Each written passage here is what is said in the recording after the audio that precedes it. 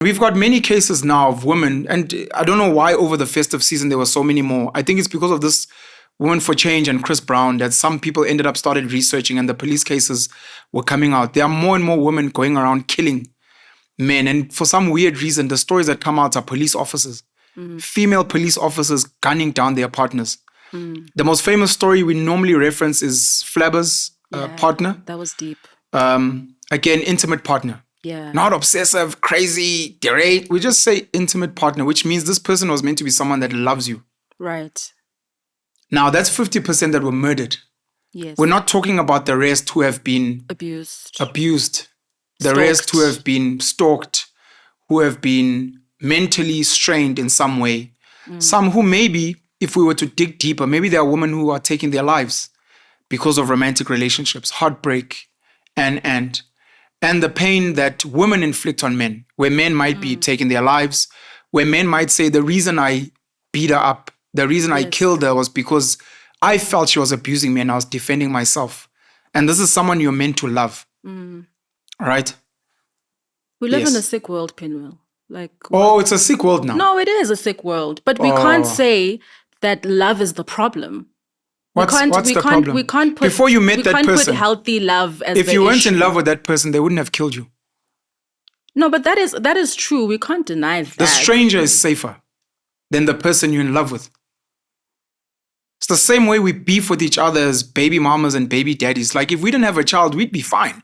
You'd let me play with your kids because they're not mine. As soon as they become mine, there's a hate that potentially can build up. If we didn't love each other, we'd be fine.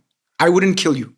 But as soon as we love each other, you have a higher chance of being beaten up, murdered, violated in some way by me, because we chose to get into this thing. So what are you saying, Pino? What is your solution? That people shouldn't be in relationships? That's not what I'm saying. So where are we going? There are people that get lung cancer from smoking, people that do funny things from cannabis, people that get into car accidents because of jwalas. Yes. There are so many things that happen there are kids that commit suicide going to varsity.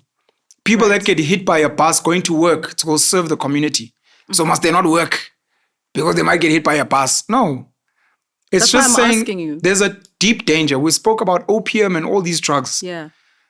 There's something in this thing of feelings that as soon as you make a decision to start directing your emotions to someone, where you're now starting to, it's a gateway drug into potentially something worse. And it just needs a few triggers. A few triggers. I think my first point when we started this conversation on love was that we all drift. It's a spectrum. Sure. We have narcissistic traits, all of us do. We have beautiful traits about us. Everybody does. But the importance there lies in therapy.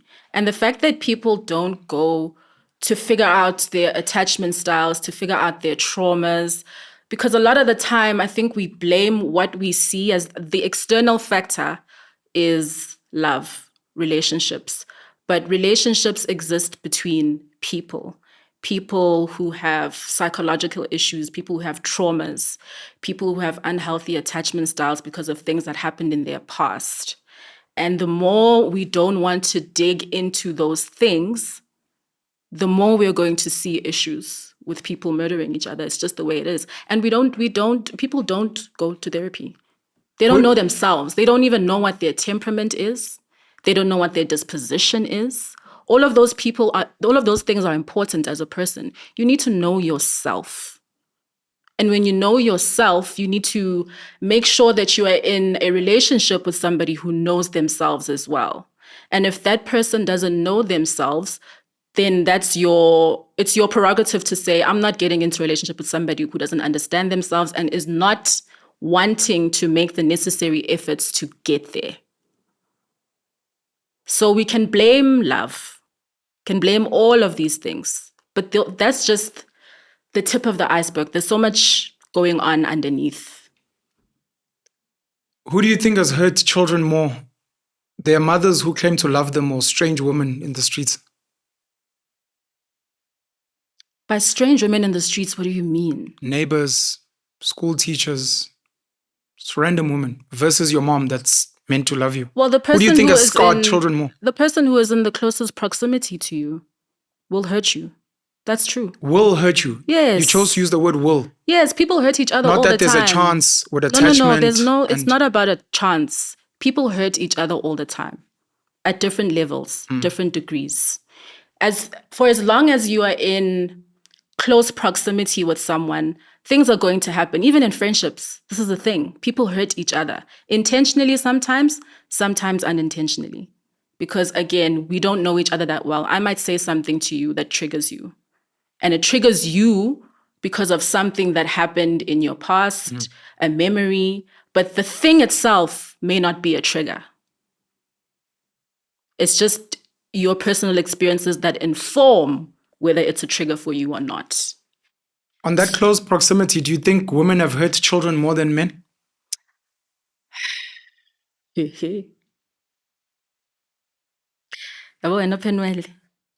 Sekwenze njani ntokazi?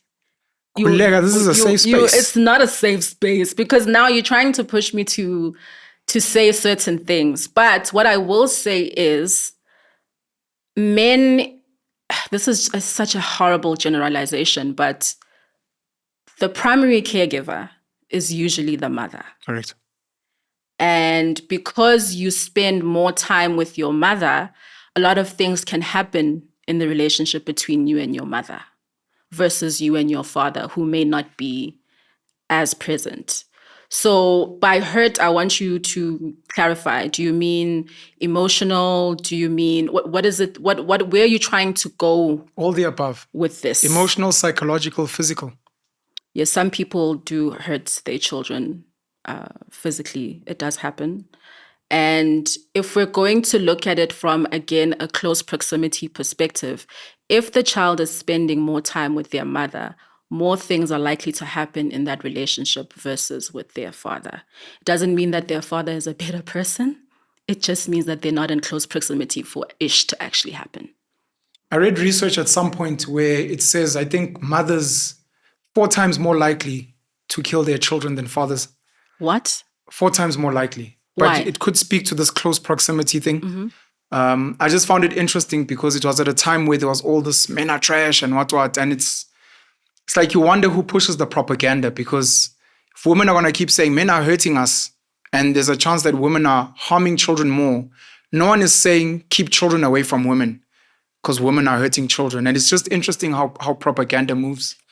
And even when we speak about this data of 50% of women are killed by their partners, it's a small number of women, because I think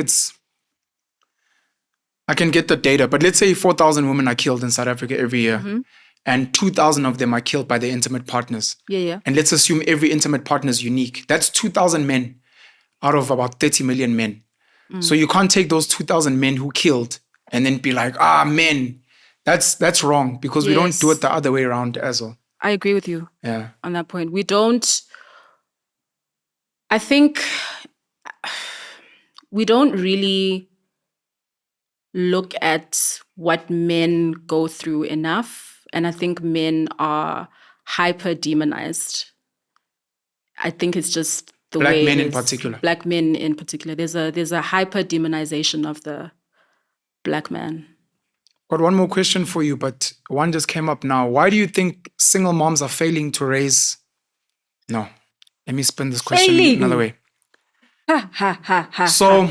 Oh, Jesus. If you go to correctional facilities, prisons, penitentiaries, most of the criminals found there, most of the jailbirds were raised in single mother households, according to data. My question is, what are single mothers doing so bad that they're raising criminals?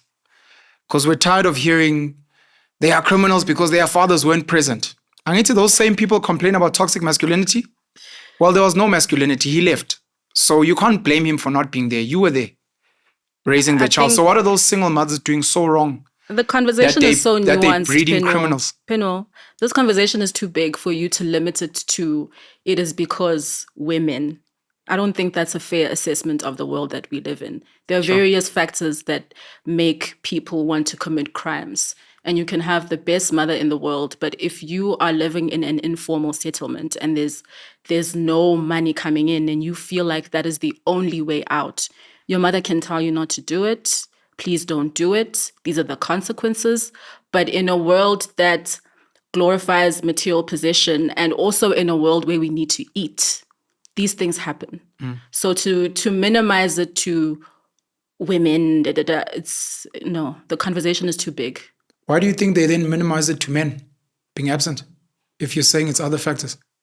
I think it's propaganda again. Okay. I think it's a very unfair assessment that if a man is not present, that means that's entirely the reason why the child is this way.